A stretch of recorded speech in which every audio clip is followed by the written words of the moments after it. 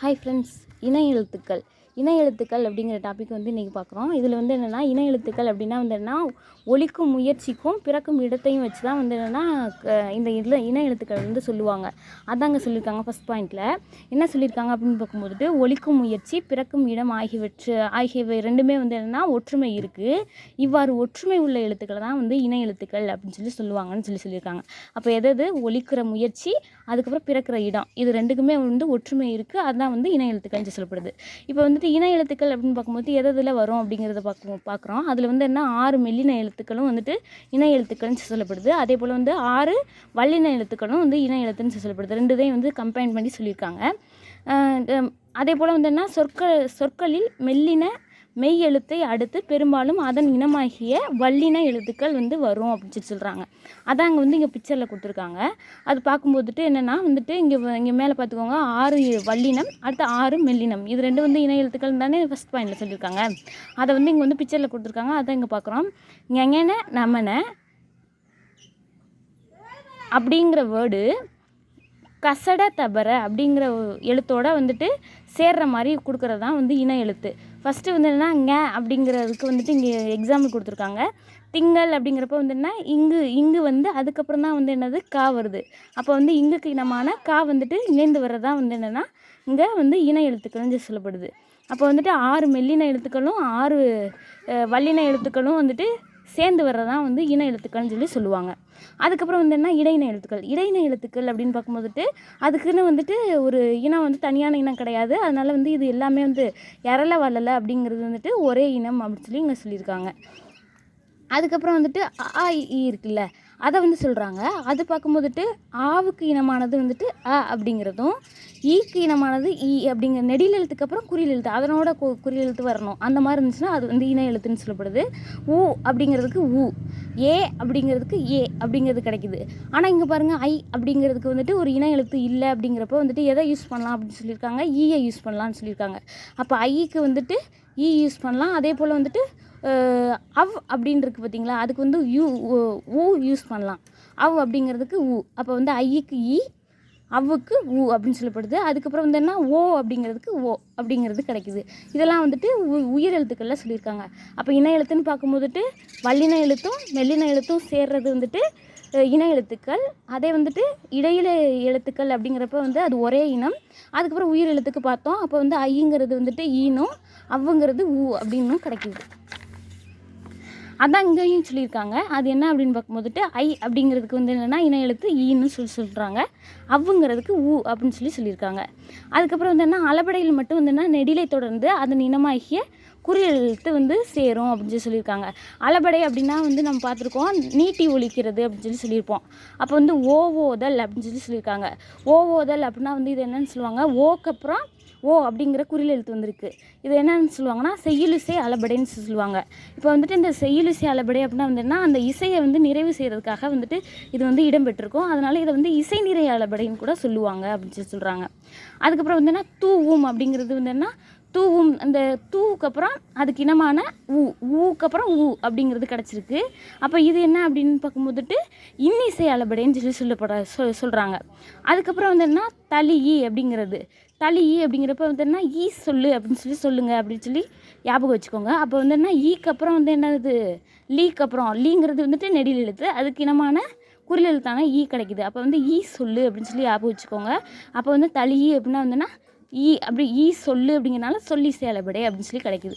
ஓகேங்களா. அடுத்தது வந்து என்னென்னா ஆயுத எழுத்து. ஆயுத எழுத்து அப்படின்னு பார்க்கும்போதுட்டு அதுக்கு வந்து இணை எழுத்துக்கள் இல்லை அப்படின்னு சொல்லியிருக்காங்க. அதுக்கப்புறம் 1 மார்க் பார்க்கலாம். இதில் வந்து என்னென்னா மெல்லினத்திற்கான இணை எழுத்துக்கள் வந்து இடம்பெறாத சொல் எது அப்படின்னு கேட்டிருக்காங்க. இப்போ வந்து மெல்லின இணை எழுத்து வந்து இடம்பெறாத எழுத்துன்னு கேட்கும்போதுட்டு அது என்ன வரும் அப்படின்னு பார்க்கும்போது கல்வி அப்படிங்கிறது தான் வரும். மீதிலாம் பாருங்கள், ஞ வந்திருக்கு, நான் வந்திருக்கு, அதுக்கப்புறம் இம்மு வந்திருக்கு. இதெல்லாம் வந்துட்டு ஞெஞன நம்ம அதில் வரும். ஆனால் இல்லுங்கிறது வந்துட்டு அதில் வராது. அதனால வந்துட்டு இதுதான் வந்து இடம்பெறாத எழுத்து. அதுக்கப்புறம் வந்து தவறான சொல்லை வந்து கண்டறி அப்படின்னு சொல்லியிருக்காங்க. இப்போ வந்து வென்றான் அப்படிங்கிறது தான் தவறு. இங்கே வந்து ரா வந்துட்டு இது வராது, இந்த ரா வரும். ஓகேங்களா, ரா துணைக்கால் அதுக்கப்புறம் வென்றான் அப்படிங்கிறது இந்த இது வந்து கிடைக்கும். அடுத்து வந்து பிழையான சொல் அதை வந்து திருத்தம் செஞ்சு எழுதுங்க அப்படிங்கிறாங்க. தென்றல் அப்படிங்கிறதுக்கு 3 சொல்லி நான் வராது, 2 சொல்லி நான் தான் வரணும். அதுக்கப்புறம் வந்து கண்டம் அப்படிங்கிறதுக்கு வந்துட்டு 2 சொல்லி நான் கொடுத்துருக்காங்க, ஆனால் வந்து என்ன வரணும், 3 சொல்லி நான் கிடைக்கணும் அப்படிங்கிறாங்க. அதுக்கப்புறம் நன்றி அப்படின்னு பார்க்கும்போது இந்த துணைக்கால் ரா வராது, இந்த ரா தான் வரும், நன்றி அப்படிங்கிறது.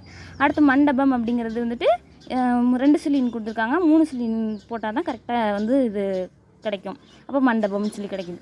அதுக்கப்புறம் இங்கே வந்து ஒரு மொழியாலும் கொடுத்துருக்காங்க, அதில் வந்துட்டு ஒரு குறள் சொல்லியிருக்காங்க. அதுக்கப்புறம் வந்து பழமொழி 400 உள்ள ஒரு பாட்டு வந்து கொடுத்துருக்காங்க. பழமொழி 400னா வந்துட்டு ஒரு கடைசி லைனில் வந்துட்டு ஒரு பழமொழி வந்து கொடுத்துருப்பாங்க, அதுதான் வந்துட்டு இந்த பழமொழி 400 சிறப்பே. இப்போ வந்து இங்கே ஃபஸ்ட்டில் பார்க்கலாம், யாதானும் நாடாமல் ஊறாமல் என்னொருவன் சாந்துணையும் கல்லாதவாறு அப்படின்னு சொல்லிட்டு வந்துன்னா திருக்குறள் கொடுத்துருக்காங்க. அதுக்கப்புறம் வந்துன்னா ஆற்றார் கற்றார் அறிவுடையார் அஃதுடையார் நாற்றிசையும் செல்லாத நாடு இல்லை, அந்நாடு வேற்று நாடு ஆகா தமவேயாம் ஆயினால் ஆற்று உணா வேண்டுவது இல்லை அப்படிங்கிறாங்க. இது என்ன அப்படின்னா வந்துன்னா கற்றவனுக்கு வந்து கட்டுச்சோறு வேணாம் அப்படிங்கிறத தான் இங்கே வந்து சொல்லியிருக்காங்க. அதுக்கப்புறம் வந்து என்ன இங்கே வந்துட்டு ஒரு சில பெரிய தலைவர்களோட பிறந்த தினத்தை வந்து இங்கே கொடுத்துருக்காங்க. அது வந்து யார் யாருக்கு வரும் அப்படி சொல்லி பார்க்குறோம். இப்போ வந்து காமராஜருடைய பிறந்த நாள் வந்துட்டு ஜூலை 15ஆம் தேதி. அதை வந்து என்னென்னா கல்வியோட வளர்ச்சி நாளாக வந்து கொண்டாடுறோம் அப்படி சொல்லியிருக்காங்க, ஃபஸ்ட் பாயிண்ட்டு. அதுக்கப்புறம் வந்து என்ன டாக்டர் எஸ் ராதாகிருஷ்ணன் பிறந்த நாளை வந்துட்டு செப்டம்பர் 5, அது வந்து ஆசிரியர் தினமாக வந்து நம்ம கொண்டாடுறோம். செப்டம்பர் 5 ஆசிரியர் தினம். அடுத்து அப்துல் கலாமுடைய பிறந்த நாள் வந்துட்டு அக்டோபர் 15ஆம் தேதி. இது வந்து என்ன மாணவர் நாளாக வந்து கொண்டாடுறோம், மாணவர்கள் தினம்னு சொல்லுவோம்ல அந்த மாதிரி கொண்டாடுறோம். அதுக்கப்புறம் வந்து என்ன விவேகானந்தரோட பிறந்த நாள் வந்து ஜனவரி 12, அது வந்து தேசிய இளைஞர் தினமாக வந்து கொண்டாடுறோம். அதுக்கப்புறம் வந்து என்ன ஜவஹர்லால் நேரு பிறந்த நாளை வந்து என்னென்னா நவம்பர் வந்து 14ஆம் தேதி, இது வந்து குழந்தைகள் தினமாக வந்து கொண்டாடுறோம். ஓகேங்களா, 5 தலைவர்களோட பிறந்த நாள் வந்து இங்கே கொடுத்துருக்காங்க. டேட்டும் பார்த்துக்கோங்க, இங்கே வந்துட்டு என்ன தினம் அப்படின்னு சொல்லி மட்டும் தான் கொடுத்துருக்காங்க, டேட்டு வந்துட்டு எழுதி வச்சுக்கோங்க. அதுக்கப்புறம் இன எழுத்துக்கள் அமைந்துள்ள சொற்களை வந்து வட்டமிடுங்கன்னு சொல்கிறாங்க. இப்போ வந்துட்டு இதெல்லாம் வந்து இன எழுத்துக்கள் வந்து அமைஞ்சிருக்கக்கூடிய எழுத்துக்கள். இது அமையாத எழுத்துக்கள்னு பார்க்கும்போது பக்கம் இக்கு கா அப்படின்னு சொல்லிட்டு ரெண்டுமே வந்து என்ன பக்கத்தில் வந்துட்டு வந்திருக்கு. ஆனால் வந்து இது வந்து இன எழுத்தே கிடையாது. நம்ம பார்த்தோம்ல, இங்குக்கு அப்புறம் வந்து என்ன வரணும், கா வரணும்னு சொல்லிட்டு வல்லினமும் மெல்லினமும் வந்து இணைந்து வர மாதிரி நம்ம சொல்லிடணும்ல. அப்போ இதெல்லாம் வந்துட்டு கரெக்டாக இருக்குது, இது மட்டும் தப்பாக இருக்குது. அதே மாதிரி இந்த லைன்லன்னு பார்க்கும்போதுட்டு பச்சை தக்காளி இந்த 2 மட்டும் வந்து வேறுபட்டதாக இருக்குது. இங்கே வந்து காக்கைங்கிறது வேறுபட்டதாக இருக்குது. இந்த இதில் வந்து பட்டணம் அப்படிங்கிறது வந்து வேறுபட்ட ஒரு வார்த்தையாக இருக்குது. இங்கே வந்து கற்கண்டு அப்படிங்கிறது வேறுபட்டதாக இருக்குது. அதுக்கப்புறம் வந்து என்னென்னா அங்கே வந்து ஒரு பத்தி கொடுத்துருக்காங்க. அதில் என்ன அப்படின்னு பார்க்கும்போது காமராஜரை வந்துட்டு தேடி ஒரு 2 பிள்ளைங்க வர்றாங்க. அவங்கக்கிட்ட வந்துட்டு காமராஜர்கிட்ட வந்துட்டு இந்த பிள்ளைங்க வந்துட்டு அண்ணனுக்கு வந்து பணம் கட்டணும் அப்படின்னு சொல்லிட்டு வந்துட்டு தங்கச்சி சொல்லும்போது அவர் வந்துட்டு அம்மா அமுச்சு விட்டாங்களா அப்படின்னு சொல்லி கேட்பாங்க. இல்லை நாங்களாக தான் வந்தோன்னு சொல்லிட்டு எங்கள் அம்மா வந்து அப்பளம் விற்று வந்து எங்களை வந்து படிக்க வைக்கிறாங்க, அவங்களால ஃபீஸ் கட்ட முடியல, அதனால் வந்து உங்கள்கிட்ட கேட்கலான்னு வந்தோம்னு சொல்லுவாங்க. அப்புறம் உடனே வந்து இவரும் வந்துட்டு பணம் கொடுத்து அமுச்சு வைப்பார். அதுக்கப்புறம் வந்துட்டு அவங்க வந்துட்டு அந்த பணத்தை கட்டிட்டு அந்த ரசீதை வந்துட்டு அவர்கிட்ட வந்து கொடுக்க சொல்லி அம்மா சொன்னாங்க அப்படி சொல்லிட்டு வந்து கொடுத்துருப்பாங்க. அதனால் அதை வந்து கண்டு இவர் வந்து மன நெகிழ்ச்சி வந்து அடைஞ்சாருன்னு சொல்லியிருப்பாங்க. இப்போ அதுக்கான கொஷின்ஸ் தான் இங்கே வந்து கொடுத்துருக்காங்க. காமராஜருடைய வீட்டிற்கு நுழைய முயன்றவர்கள் யார் அப்படின்னா வந்து சிறுவன் சிறுமிகள் 2 பேர் வந்து அண்ணனும் தங்கச்சியும் வந்து வந்திருப்பாங்க. அடுத்த நிகழ்வு சிறுவனது குடும்பத்தின் எப்பண்பை வந்து விளக்குச்சு அப்படின்னா வந்து அவங்க வந்து ஏழ்மையாக இருந்தனால தான் அவர்கிட்ட வந்து உதவி கேட்குறாங்க, அதனால ஏழ்மை. அடுத்து வந்து மறுநாள் குழந்தைகள் வந்ததும் காமராஜர் மனம் மகிழ்ந்தார் அப்படிங்கிறாங்க. மறுநாள் வந்து பணம் வந்து கட்டியாச்சுன்னு சொல்லி ரசீது கொடுக்க வராங்கல்ல, அதனால் வந்து அதை பார்த்து வந்து சந்தோஷப்படுறாரு. அடுத்து சிறுவனும் சிறுமியும் எதற்காக காமராஜரின் வீட்டுக்கு வந்தாங்க அப்படின்னு பார்க்கும்போது தேர்வுக்கு வந்து பணம் வேணும் அப்படிங்கிறதுக்காக பணம் கேட்குறதுக்காக வந்திருக்காங்க. அடுத்து காமராஜர் செய்த உதவி என்னன்னு பார்க்கும்போது பணம் கொடுத்து இவர் வந்து உதவி செஞ்சுருக்காரு அப்படின்னு சொல்கிறாங்க. அதுக்கப்புறம் வந்து என்ன கலைச்சல் அறிவோம். இதில் வந்து என்னென்னா கல்வி அப்படின்னா வந்து என்னது எஜுகேஷன் அப்படிங்கிறது கிடைக்கும். அதுக்கப்புறம் வந்து தொடக்க கல்வி அப்படின்னா வந்து ப்ரைமரி ஸ்கூல்னு சொல்லுவோம். அதுக்கப்புறம் வந்து மேல்நிலை கல்வி அப்படின்னா வந்துட்டு என்னது ஹையர் செகண்டரி ஸ்கூல் அப்படின்னு சொல்கிறாங்க. அடுத்து நூலகம் அப்படின்னா வந்து லைப்ரரி. அடுத்து வந்து மின் படிக்கட்டு அப்படின்னா வந்து எஸ்கலேட்டர் அப்படின்னு சொல்லுவாங்க. மின் படிக்கட்டுனா என்னது எஸ்கலேட்டர். அடுத்து மின் தூக்கி அப்படின்னா வந்து லிஃப்ட்டு. அதுக்கப்புறம் வந்து என்னென்னா மின் அஞ்சல் அப்படின்னா வந்து இமெயில். குறுந்தகடு அப்படின்னா வந்து காம்பேக்ட் டிஸ்க் அப்படின்னு சொல்லுவாங்க. சிடி சொல்கிறோம்ல, அதை தான் இங்கே சொல்லியிருக்காங்க. மின் நூலகம் அப்படின்னா லைப்ரரி. மின் நூல் அப்படின்னா வந்து புக்ஸ். நூல்னா புக்ஸு, நூலகம்னா லைப்ரரி. அடுத்து மின் இதழ் அப்படின்னா வந்து மேகஜின் அப்படிங்கிறாங்க. Okay friends, thank you.